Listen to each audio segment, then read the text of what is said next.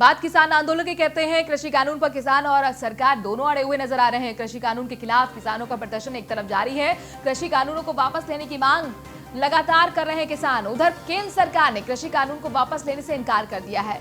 किसानों को अब कोई नया प्रस्ताव नहीं भेजेगी सरकार। बहुत बड़ी खबर ये कि अब सरकार कोई भी नया प्रस्ताव किसानों को नहीं भेजेगी। किसानों से 6 दौर की बैठक जो है वो बेनतीजा रही है। कृषि कानून वापस लेने की मांग पर किसान अड़े हुए हैं। केंद्र सरकार कानून वापस नहीं संशोधन के लिए तैयार है, ये साफ तौर पर कह दिया गया है। आपको बता दें कि कल दिल्ली जयपुर हाईवे जाम करेंगे किसान। 14 दिसंबर को तो पूरे देश में धरना प्रदर्शन की तैयारी है। गाजीपुर बॉर्डर पर भी किसानों का प्रदर्शन पिछले 15 दिनों से चल रहा है। आज 16वां दिन है। भारतीय किसान यूनियन के प्रवक्ता राकेश टिकैत का ऐलान है कि सरकार कानून वापस ले, अपने घर चला जाएगा किसान। किसान बिल पर अब फ्रंट फुट पर बीजेपी खेलेगी। दरअसल यहां पर इसलिए बात कही जा रही है क्योंकि आपको बता दें कि देश भर में 700 प्रेस कॉन्फ्रेंस सरकार की तरफ से होंगी। 700 चौपाल बीजेपी लगाएगी। प्रेस कॉन्फ्रेंस और चौपाल के जरिए कृषि कानून के फायदे बीजेपी किसानों को गिनाएगी। तो यहां पर अब आमने सामने आ गए हैं किसान और सरकार। यही कहे कि सरकार अब फ्रंट फुट पर खेलने की तैयारी कर रही है। प्रेस कॉन्फ्रेंस 700 की संख्या में और 700 की संख्या में बीजेपी चौपाल लगाकर किसानों को समझाएगी कि आखिरकार इस कृषि कानून के फायदे क्या हैं। यानी कुल मिलाकर सरकार की तरफ से साफ कर दिया गया है कि अब हम कोई भी नया प्रस्ताव आपको नहीं भेजने जा रहे और साथ ही कानून भी हम वापस नहीं लेंगे। वहीं किसान अपनी बात पर अड़े हैं। उनका कहना है कि कानून सरकार वापस ले।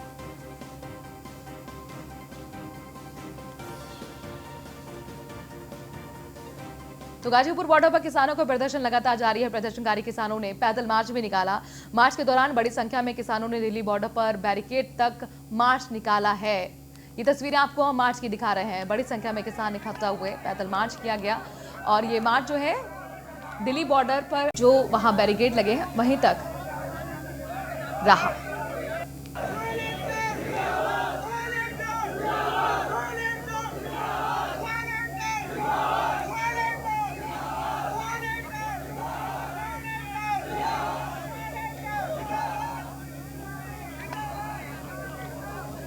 गौरव यादव गाजीपुर बॉर्डर से सीधे हमारे साथ जुड़ गए हैं। गौरव, आपसे जानना चाहेंगे, चूंकि सरकार की तरफ से भी स्पष्ट कर दिया गया है कि किसानों को अब वो किसी तरह का प्रस्ताव नहीं भेजेगी और वहीं किसान भी अपनी मांग को लेकर अड़िग और इसीलिए ये मार्च लगाकर दिखाकर मार्च कर संदेश देने की कोशिश किसानों की।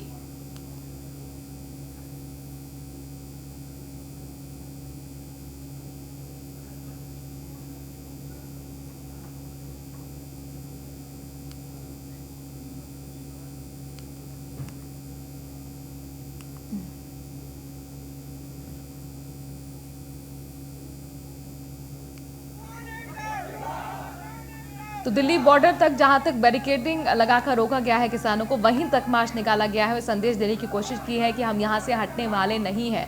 हमारा आंदोलन दिन बर दिन तेज होगा। 14 दिसंबर का आपको बता दें कि देश भर में प्रदर्शन करने की चेतावनी पहले ही किसान दे चुके हैं और इसके साथ ही बॉर्डर को सील करने की बात भी कही जा रही है। कहा जा रहा है कि दिल्ली की सड़कों को अब जाम किया जाएगा।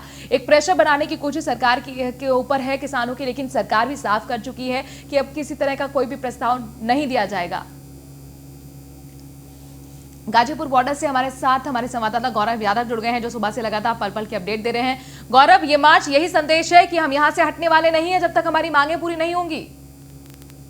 जी बिल्कुल, देखिए मनु, यदि बात करें गाजियाबाद की तो गाजियाबाद से लगातार जो किसान हैं वो साफ तौर पर कह चुके हैं कि हम अब नहीं हटने वाले, क्योंकि गाजीपुर और दिल्ली बॉर्डर को चारों तरफ से घेरने वाले किसानों ने कहा कि सरकार से विनती और वार्ता बहुत हो चुकी है, अब केवल अपना हक लेकर ही जाएंगे। और वहीं दूसरी तरफ यदि बात करें सरकार की तो सरकार भी अब कोई शांति प्रस्ताव भेजने की बात नहीं कर रही है। तो सबसे बड़ी चीज ये है कि किसान 26 जनवरी तक यहाँ अड़िग रहने के इरादे से आया हुआ है और उसके बाद आंदोलन पे भी उतरेगा।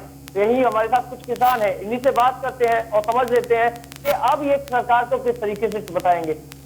सरकार मना कर चुकी है कि अब कोई भी प्रस्ताव किसानों के बीच में सरकार की तरफ से नहीं भेजा जाएगा। प्रस्ताव भेजा गया था, आप लोगों ने उसे ठुकरा दिया है, तो अब अगला कदम क्या होता है?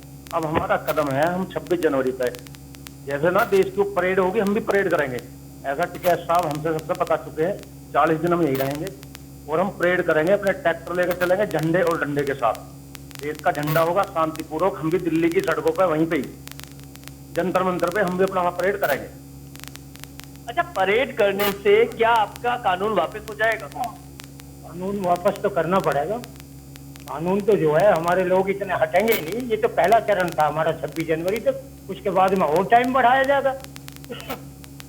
साहब ने ये कह रखा, पहले चरण में 26 जनवरी तक का टाइम दिया था, उसके बाद में और समय बढ़ाएंगे। हम यहाँ से वापस जब जाएंगे जब ये तीनों बिल फाड़ दिए जाएंगे। यानी कि कहीं ना कहीं मनु जो किसान है वो साफ तौर पे कह चुका है कि 26 जनवरी तक का पहला समय किसान की तरफ से दिया गया है और दूसरा समय तब दिया जाएगा जब 26 जनवरी के बावजूद पहुंचने के बाद भी किसान का बिल वापस नहीं होता। आप यहाँ पर बैठे, कहाँ से आए हैं?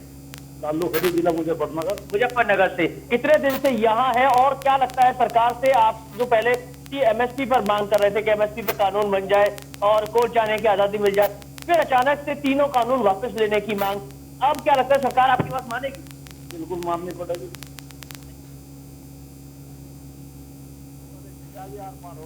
आर पार की होगी। कहीं ना कहीं जो किसान है वो साफ तौर पर मनु सीधे शब्दों में कह रहा है कि आर पार की भी बात हो सकती है। और भी किसान है, उनसे भी समझते हैं कि वो क्या सोच लेकर यहाँ बैठे हुए। क्या नाम है आपका? शक्ति सिंह नाम है जी। कहाँ से हैं? मैं मुजफ्फरनगर से आया। आप यहाँ आए हैं, क्या कुछ सोच है, क्या कुछ मांग है सरकार से यदि वो कानून वापस नहीं लेती है? देखो जी, कानून तो ये वापस लेना पड़ेगा। और रही बात, कानून अगर वापस नहीं लेती फिर क्या होगा? आज्ञा से चौधरी राकेश टिकैत जी की जो भी उनकी आज्ञा होगी हम वो सब कर गुजरने को तैयार हैं। लेकिन ये अध्यादेश तो, काले कानून तो सरकार को वापस लेने ही पड़ेंगे। वापस लेने पड़ेंगे। और आपकी क्या मांग है? तो मांग तो सब वही है जो बता दी हमारे अध्यक्ष जी ने।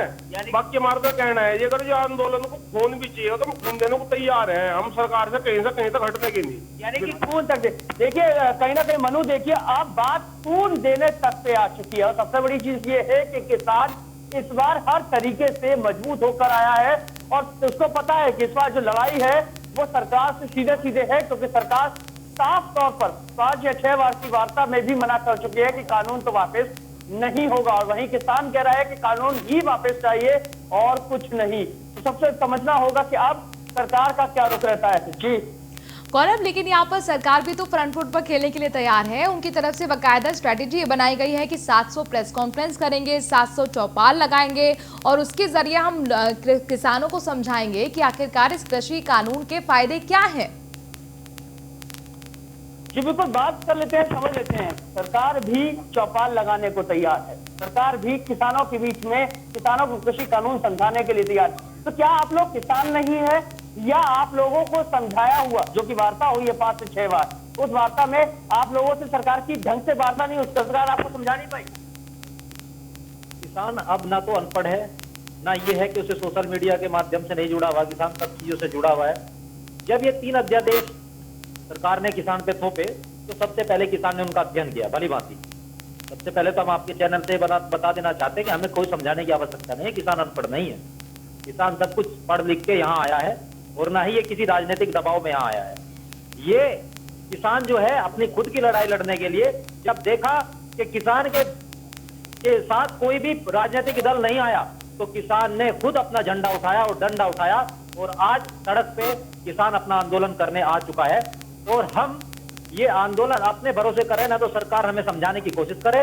हम जो चाहिए हम वो अपने लिए हम खुद लागू करवाएंगे, हमें नहीं चाहिए किसी का कोई। ठीक है, हमारे साथ बने रहे गौरव। नवीन श्रीवास्तव बीजेपी के प्रवक्ता हमारे साथ जुड़ गए हैं। नवीन श्रीवास्तव जी, सवाल ये है, किसान साफ तौर पर कह रहे हैं 26 जनवरी की परेड भी हम यही करेंगे जब तक कृषि कानूनों को वापस सरकार नहीं लेती। देखिए, कहीं न कहीं निश्चित रूप से किसान आंदोलन अब एक भ्रम की स्थिति में चला गया है। 2014 में माननीय मोदी जी के नेतृत्व में जब से भारतीय जनता पार्टी की सरकार बनी, लगातार हमने स्वामीनाथन कमेटी की रिपोर्ट हो, किसान सम्मान निधि हो, एमएसपी हो, या किसानों को नीम कोटेड यूरिया हो, या आयुष्मान योजना के माध्यम से किसानों को लाभ हो, या शौचालय, प्रधानमंत्री आवास, हमने विभिन्न प्रकार योजनाओं के माध्यम से किसान की बेहतरी के लिए काम किया है।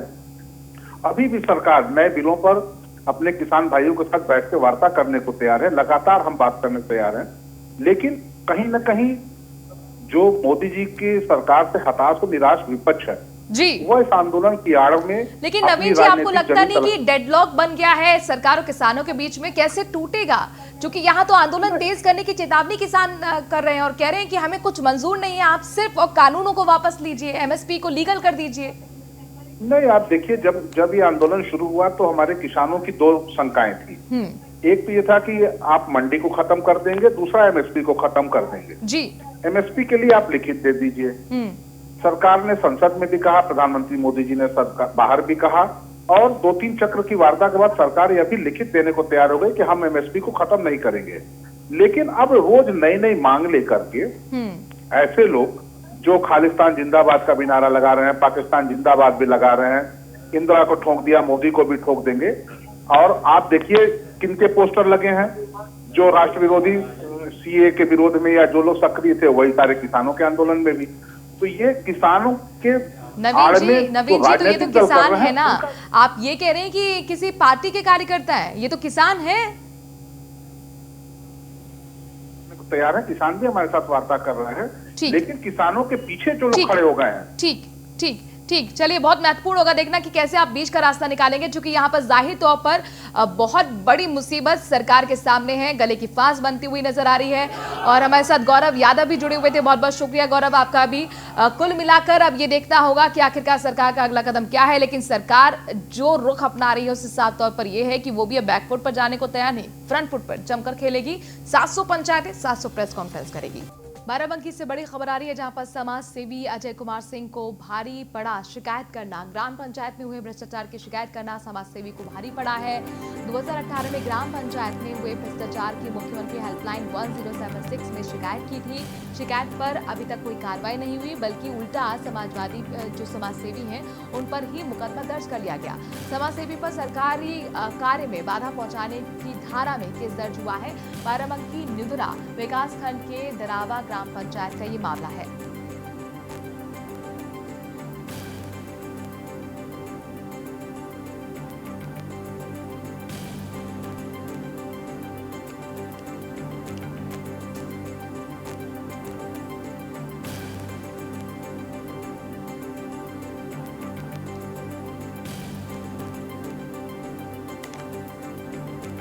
और जो समाज सेवी जिनके साथ ये सब गुजरा है वो हमारे साथ खुद जुड़ गए हैं, बाराबंकी से अजय कुमार सिंह। अजय कुमार जी, स्वागत है आपका। और दरअसल हमें ये बताइए, चूंकि आपने ही भ्रष्टाचार को लेकर शिकायत की थी, फिर आपके खिलाफ एफआईआर दर्ज क्यों की गई है? बहुत बहुत धन्यवाद।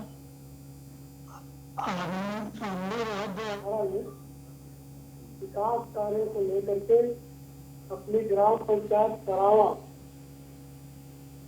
विकास की थी 2076 पर एम हेल्पलाइन पर, उस पर जो है जिला उद्यान अधिकारी महेंद्र कुमार सिद्धि जांच करने गए थे ग्राम सभा में, और शिकायत करता हम है, हमको कोई जानकारी नहीं दी गई और गुप्त तरीके से वहां पर जांच कर ली गई। फिर उसी रिपोर्ट के आधार पर 2020 में हमारे ऊपर मुकदमा पंजीकृत कर दिया गया है। जी अजय कुमार जी, आपके खिलाफ जो धाराएं लगाई गई हैं वो कौन सी धाराएं हैं और किसकी तरफ से मुकदमा दर्ज किया गया है? आपको लगता है इसके पीछे कहीं ना कहीं कोई मिली भगत है? चूंकि आपने एक बड़ा कदम उठाया था, ग्राम पंचायत में जिस तरह की भ्रष्टाचार हो रहा था उसकी पोल खोली थी। जो हमारे यहाँ ब्लॉक निधुरा के ग्राम विकास अधिकारी किशोर कुशवाहा जी है, वो हमारे ब्लॉक निधुरा में तकरीबन 8 साल से तैनात, इस पर कोई उच्च अधिकारी ध्यान नहीं दे रहा है। और ये जो है अपना काम ऊपर जो बैठे अधिकारी है, जिलाधिकारी महोदय है हमारे और डीडीओ महोदय है, उन तक बात नहीं पहुंचती है। ये गुमराह करके बीच में डीपीआरओ जी के द्वारा आदेश करवा के हमारे ऊपर मुकदमा दर्ज करवा दिया गया है। जी, आपका पक्ष जानना चाहेंगे, फिर इस कानूनी लड़ाई को आप कैसे लड़ेंगे? अब हमारी लड़ाई ये जारी है जब तक हमको न्याय नहीं मिलता है। जी, हमने अपनी जो है शिकायत मुख्यमंत्री महोदय को की है। अब देखना है हमको न्याय कहाँ से मिलता है। अगर न्याय नहीं मिलेगा हमको तो हमारी लड़ाई जारी रहेगी।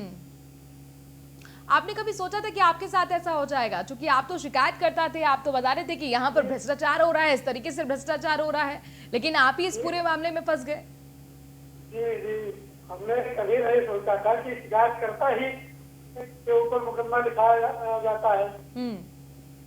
जांच की नहीं गई और मुकदमा लिखा दिया गया। अच्छा, किसकी शय पे ये सब कुछ हो रहा है? ये वहाँ से हमारे यहाँ बैठे हैं ब्लॉक मिनूरा में सेक्रेटरी महोदय है हमारे किशोर कुशवाहा जी। ये अधिकारियों को गुमराह कर रहे हैं जी। और जो धरातल पे है हमारी ग्राम पंचायत में, जो अभी हमने शिकायत की है 20 तारीख को उसमें जांच करने गए थे जिला उद्यान अधिकारी, उसमें अभी तक रिपोर्ट नहीं लगाई है, जबकि हमने लिखित में दिया है कि शौचालय मृतक आदमियों के नाम में बना दिया गया, जैसे कि रामचरण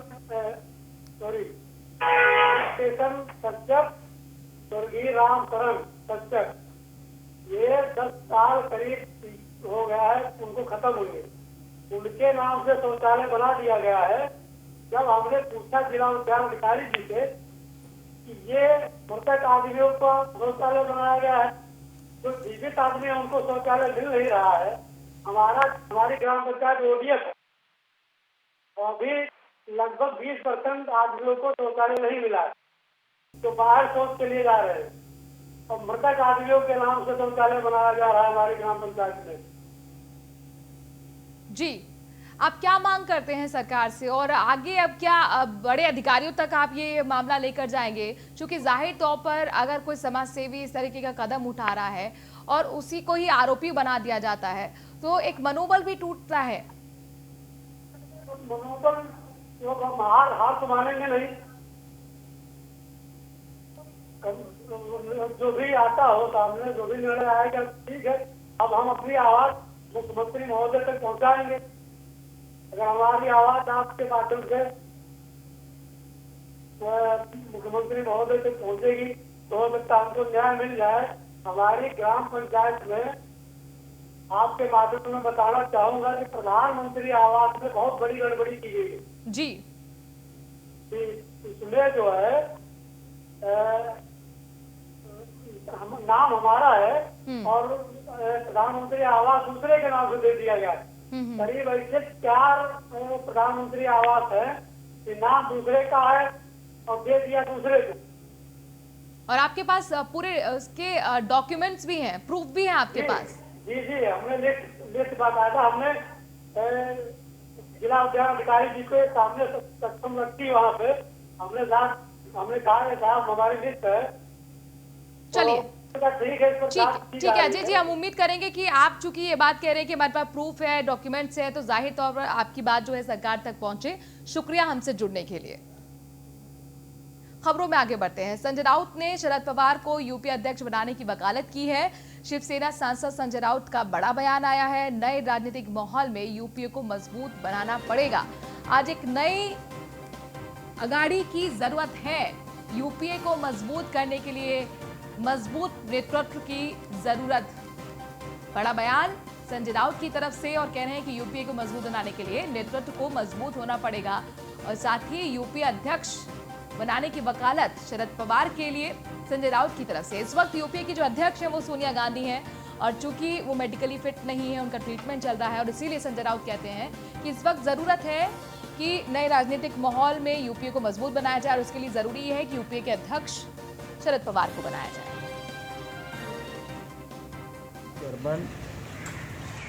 बनने जा रहे तो हमारे लिए खुशी की बात है, लेकिन ऐसी कोई मुझे लगता है हर साल मुझे नहीं दिख रही है। कल पवार साहब ने उसका इनकार किया खुद। पवार साहब बहुत बड़े नेता है देश के, महाराष्ट्र के, उनके नेतृत्व में हम सब काम कर रहे हैं। लेकिन जिस यूपीए चेयरमैन से की बात आप करते हो, वो जो फैसला है उस बारे में अब तक कोई सामने प्रस्ताव आया नहीं है। ये बात अगर पवार साहब खुद आकर कहते हैं तो उसके ऊपर चर्चा करना ठीक नहीं। हम तो हमेशा उसके हितचिंतक रहे हैं, उद्देश्य रहे हैं। हम चाहेंगे भी अगर ऐसा कोई प्रस्ताव आता है